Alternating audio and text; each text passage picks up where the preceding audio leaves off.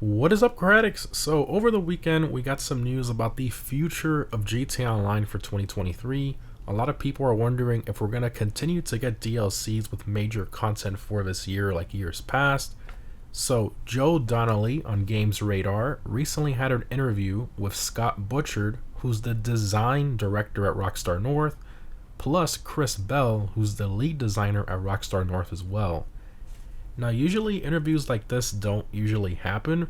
Most of the time, Rockstar is pretty tight-lipped and doesn't really give us any insight at all about GTA Online other than newswire posts from time to time, so this is definitely a very rare occurrence that I wanted to discuss.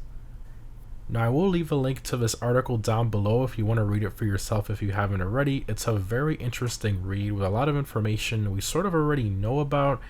However, they do give us some insight about the future of GTA Online and also what goes into these DLCs. So that's what I kind of wanted to cover in this video, just some few little key points from this article. Again, if you want to read the entire article for yourself, will be linked down below.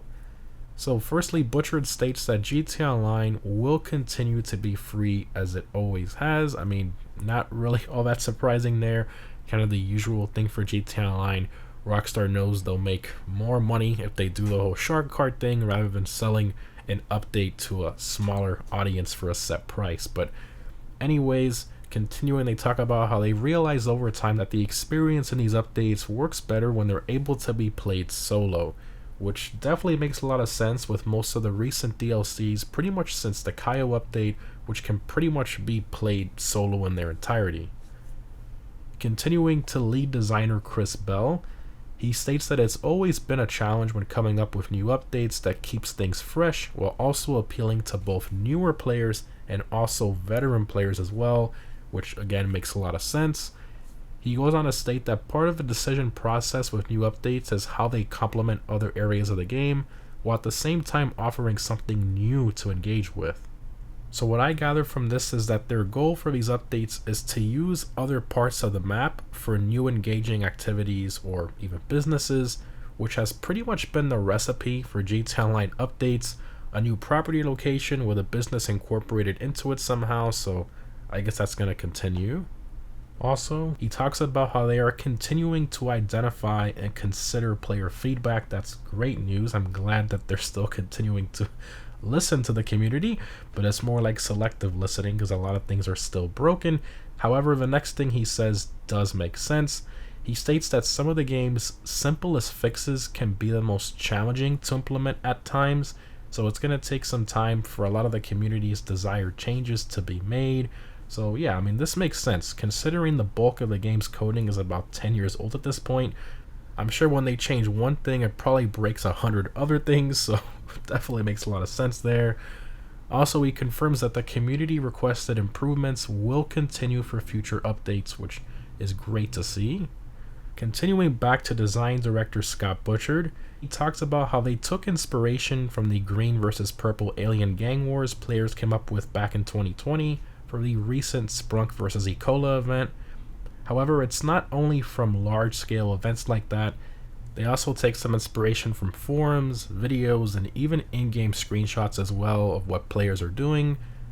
Plus, he gives a little insight about an event that's coming for Halloween later this year that's both fun and humorous to similar past rivalry events, and that these rivalry-style events and community challenges like the Heist Challenge will continue throughout the future, which I guess is pretty cool. Kind of gets the community together for certain goals and stuff like that, and rivalries, and just something that's different and fun in GTA Online instead of the usual stuff we do. And lastly here, he states that they have a bunch of ideas in the works right now, all the way up until the holidays at the end of this year, which pretty much confirms that we are getting a summer DLC for 2023, judging by the Halloween event he spoke about. Usually Rockstar hides the Halloween events in the background of the summer updates, so this makes perfect sense. And of course, the last statement confirms that we are getting a December DLC this year as well, so a bit of good news there, but also a bit worrying at the same time since we still don't have any official GTA 6 information as of yet, going into 10 years of GTA 5. The only thing we've had official from Rockstar is them saying that it's currently in development, but Nothing else. No teaser, no trailer, not even a logo, nothing. A lot of people in the community are speculating we might get an announcement this year. I sort of doubt it, but hey, imagine if we get some sort of official announcement in the form of a logo or a trailer on the 10-year anniversary of GTA 5, which would be September 17th of this year, or maybe sometime around that month.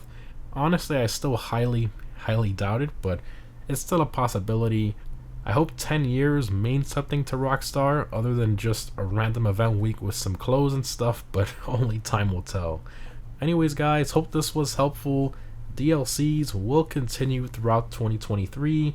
However, GTA 6 is still up in the air, and Rockstar still hasn't told us anything else official about it.